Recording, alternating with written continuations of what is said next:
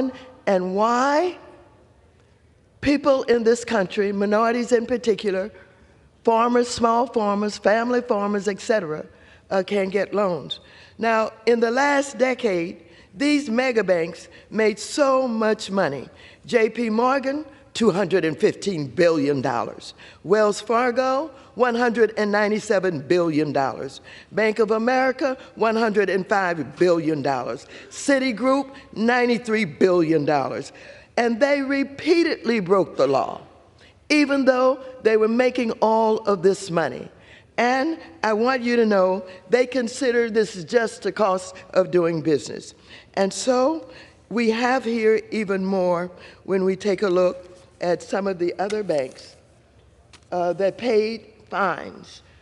Instead of lending money, they'd rather pay fines instead of lending to the small business. What kind of fines are we talking about here? We fine them for all kinds of fraudulent activity. In the last decade, mega banks made so much money, and then they repeatedly paid fines. For example, the Bank of America paid $66 billion in fines. They could have been lending this to small business. J.P. Morgan, $43 billion in fines. They could have been lending this to small businesses. Citigroup, $19 billion in fines. They could have been lending this to small businesses. Wells Fargo, $12 billion in fines. And yet, some of our members want to say that, oh, we just want to shame these big banks. Yeah, I do. Yeah. Because it is a shame that they're so profitable that they do not want to spend time with small businesses. Takes up too much time. The small businesses don't earn as much money for the bank, et cetera. They don't even want them in the banks. And we've got to do something about that. We're shining a light on the existing practices of lenders, and if those lenders are charging minorities and small family farmers, et cetera, exorbitant interest rates, there's no reason that we should not get the transparency that we need to stop this. Now, you know, I tell you, one of the reasons you hear us being so passionate over here is because the big banks don't need you to defend them. They don't need you to stand up for them. You should be putting your time and effort into what you can do about the small. Now, I'm not going to go into a lot of information. We have members on the opposite side of the aisle who felt they needed capital. And so when we did PPP, they came to the government competing with real small businesses that could not get capital. And not only did they take out the money, they have been forgiven for it. They didn't have to pay it back. I'm not going to talk about everybody, but I am going to mention Marjorie Taylor Greene because she's everywhere talking about everybody, claiming she's for small business. She took out $180,000, and she's been forgiven. I'm not going to talk about the rest of them, some of my friends over there, but I got a whole list of members on the opposite side of the aisle who took out PPP money, didn't need it. Some of them are as rich as cream. They took this money and they're not paying it back. And then they come in here and they talk about why we should not have transparency and do everything that we can for these small businesses who are desperate for capital. You can sing the song that you love small business all that you want. You can have the small business Saturday with a big fake kind of operation on small business lending in your community on Small Business Saturday. But it doesn't do any good if they don't get the capital. They need the money. They need to be treated fairly.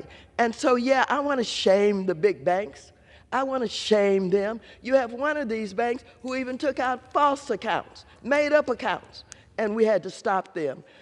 We fined them, but you know what? They're too big to fail. And they keep doing what we are fining them about.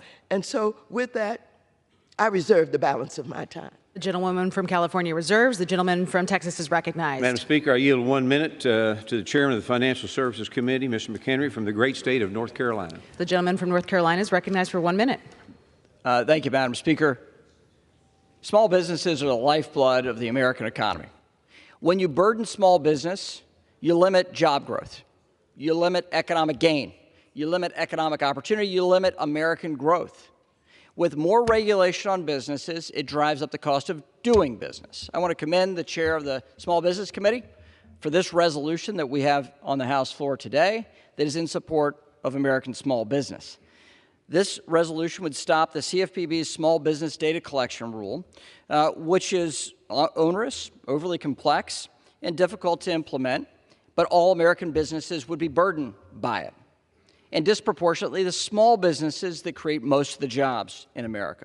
This rule would stifle American businesses' access to affordable credit, and it will facilitate the naming and shaming of lenders whose business practices are legal, non-discriminatory, and safe and sound.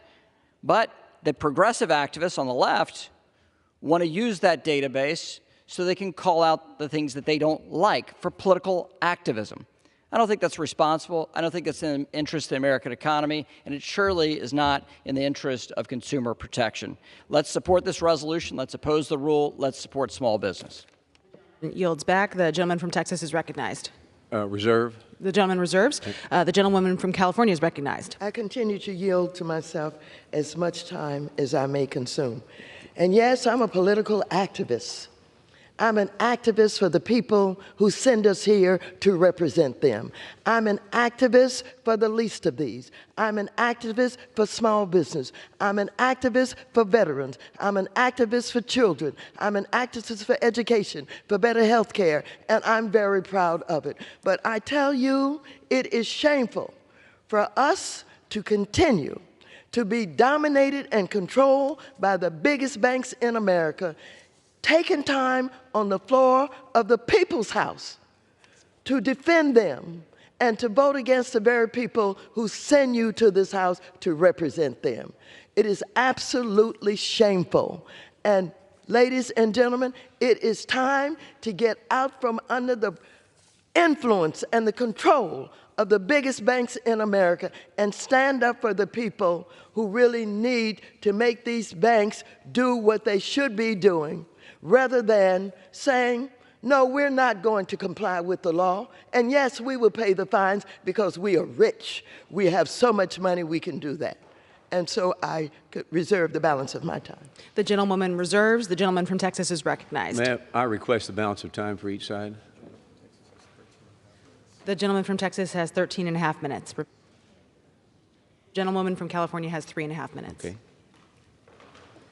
Madam Speaker, I yield 2 minutes to the gentlewoman, Ms. Kim, from the great state of California. The gentlewoman from California is recognized for 2 minutes. Thank you. I rise in strong support of SJ Resolution 32. This is a CRA resolution to rescind the CFPB's final rule implementing Section 1071 of the Dodd-Frank. I thank Chairman Williams and Senator Kennedy for their leadership to rescind the CFPB's harmful proposal. The rule is nearly 900 pages and requires lenders to report 81 data fields. If the CFPB's proposal is enacted, small financial institutions will be forced to devote more of their time to comply with burdensome regulations rather than focusing on providing loans for small business owners. With credit tightening for small businesses due to persistent inflation, higher interest rates, and an uncertain economic environment, the CFPB Section 1071 rule would impose higher costs for small businesses and lead to a decrease in lending to small, minority-owned, women-owned businesses. Earlier this year, the CFPB suffered a major data breach when an employee forwarded consumer information of more than 250,000 to a personal email account.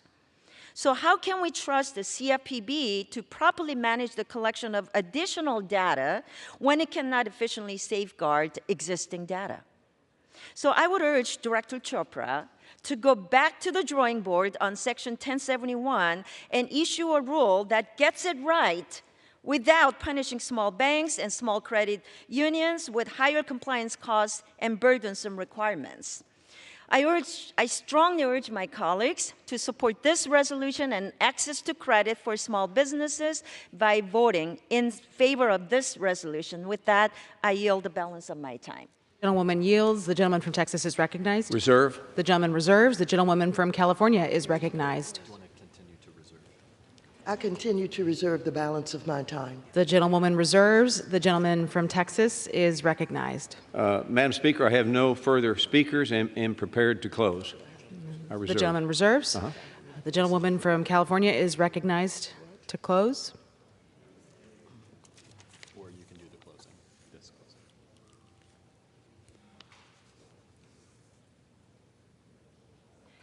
closing. Thank you, Madam Speaker. I have no further speakers, and I am prepared to close if the gentleman from Texas has no further speakers. The gentlewoman from California is recognized. I yield myself the balance of the time.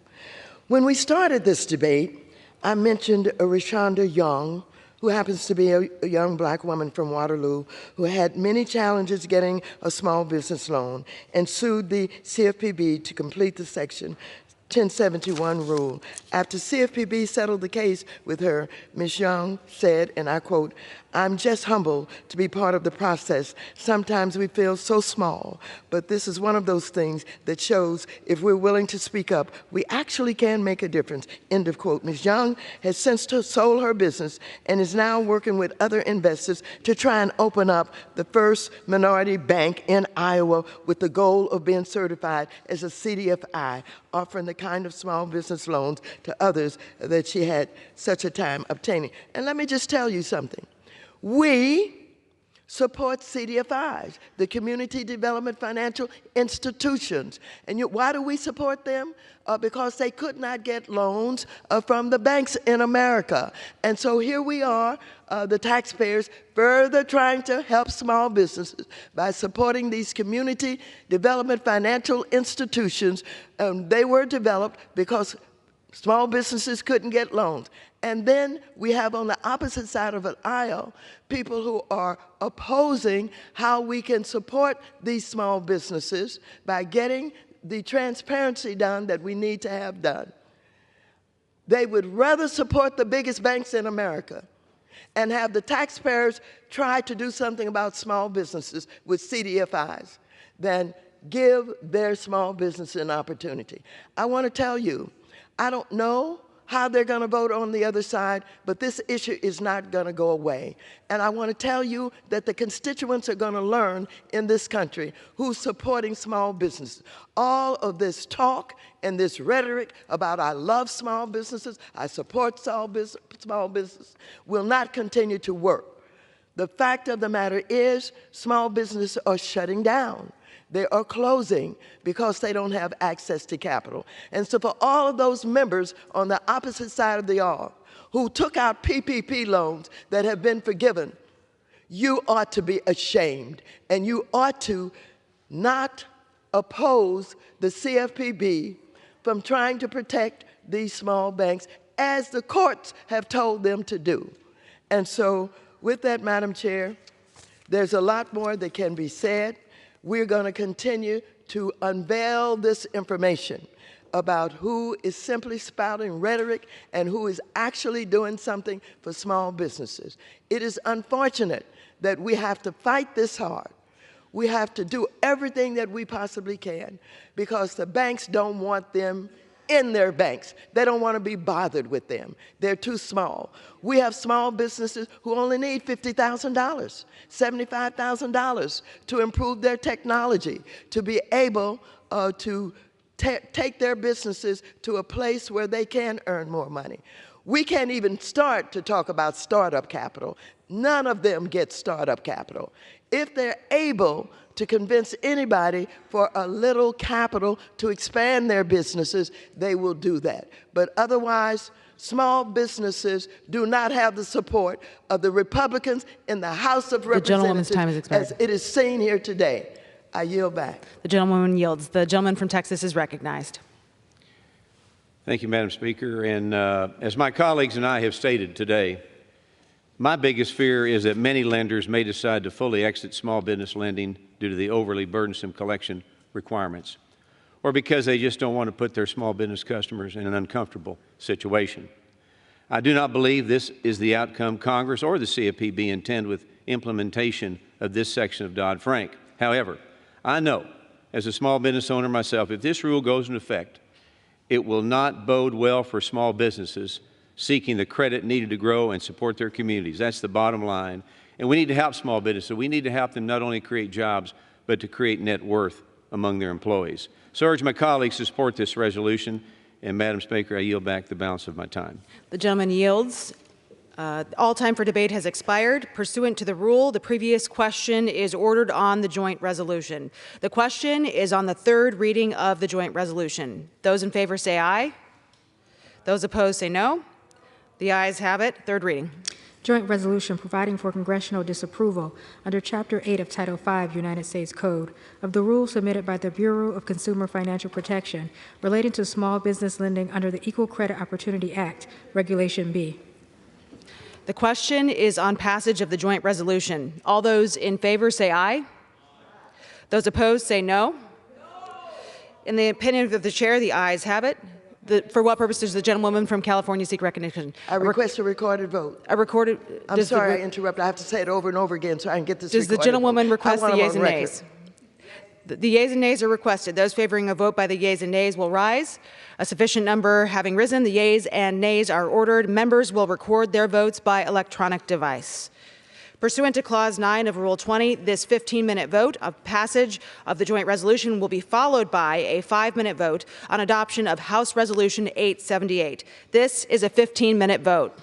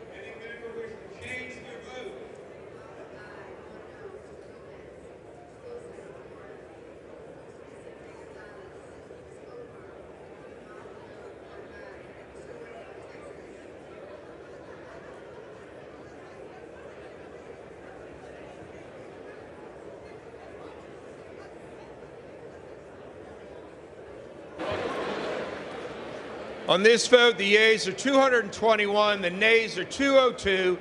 There are one voting present. The joint resolution is passed without objection. The motion to consider is laid on the table.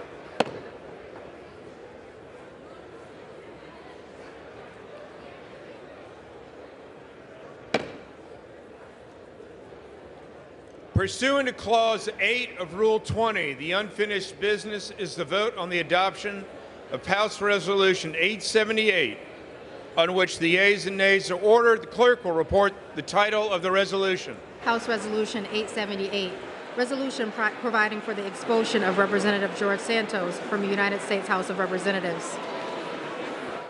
The question is on the adoption of the resolution.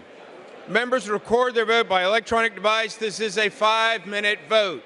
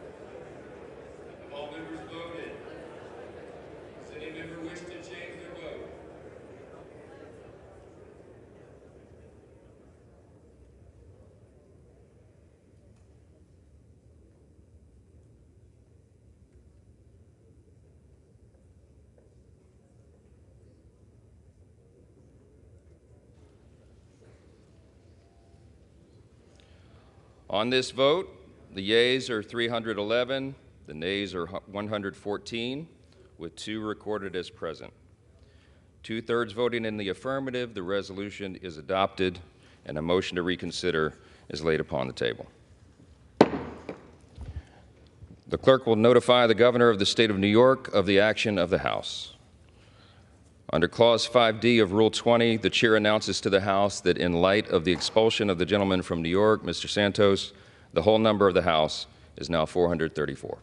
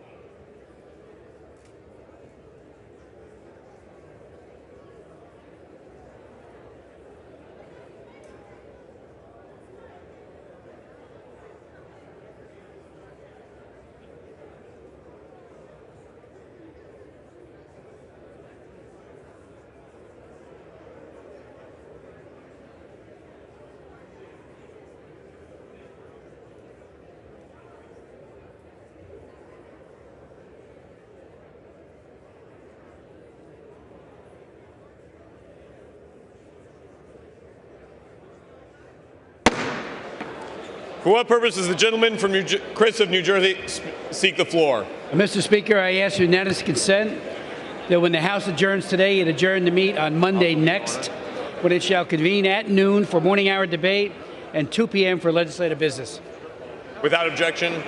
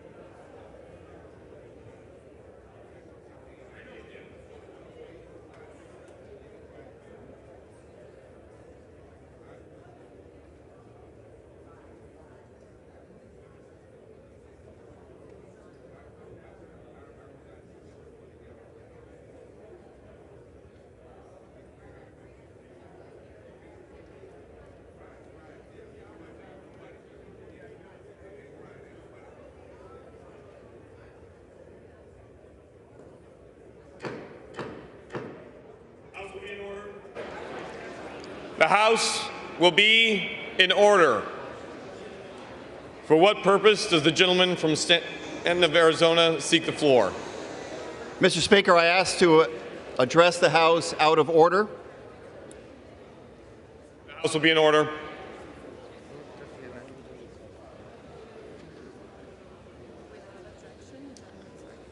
Without objection, the gentleman is recognized. Mr. Speaker, this morning we lost one of our greatest Americans.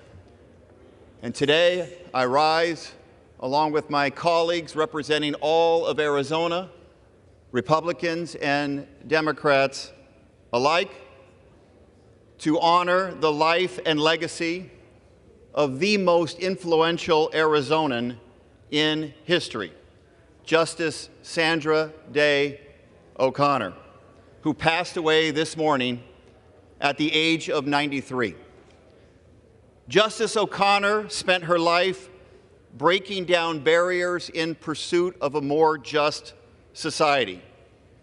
She blazed every trail she set foot on, defying the odds stacked against women in the legal profession to rise to become Arizona's Assistant Attorney General, our first female majority leader in the state Senate, a Maricopa County Superior Court judge, and ultimately the first female justice on the United States Supreme Court. She brought her Arizona brand of pragmatism and independence with her to the Supreme Court and was often the swing vote on deeply consequential decisions. In the years since her retirement from the Supreme Court, I've admired her steadfast commitment to preserving our democracy through objective, fact-based, and collaborative civil discourse, through her creation of the Sandra Day O'Connor Institute, and of course through the Sandra Day O'Connor College of Law at Arizona State University. Her work will inspire future generations to follow her example to become engaged and thoughtful civil participants. And with that, I want to yield time to my colleague, Representative Debbie Lesko. Thank you, Greg. And thank you, colleagues, for standing in respect of a great woman. Not only a great woman for Arizona, but a great woman and trailblazer for all of American and all women across America. As was said, she was the first woman majority leader to serve in the Arizona Senate. She went on to be the first woman to serve as a Supreme Court justice. She stood up for truth. She stood up for justice. She's not only a wonderful woman and a representative of Arizona, but a wonderful American. And we are saddened by her passing, but she set the trail for all of us women. She was a great Republican, a great American, and we praise her each and every day. With that, I ask the House to join me in a moment of silence.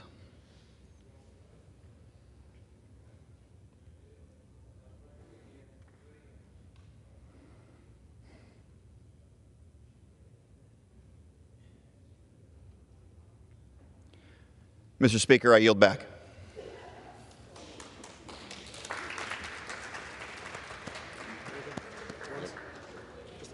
Okay. The chair will now entertain requests for 1-minute speeches. For what purpose does the gentleman from California seek recognition?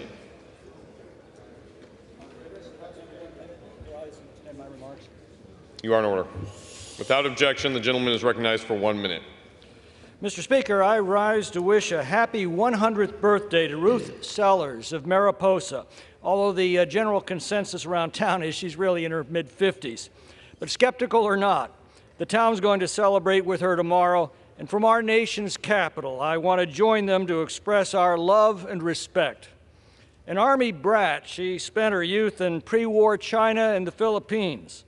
In the war, when she wasn't Rosie the Riveter at the Newport shipyard, she was a USO volunteer where she met her husband, Earl. After a successful career at IBM, she retired to Mariposa.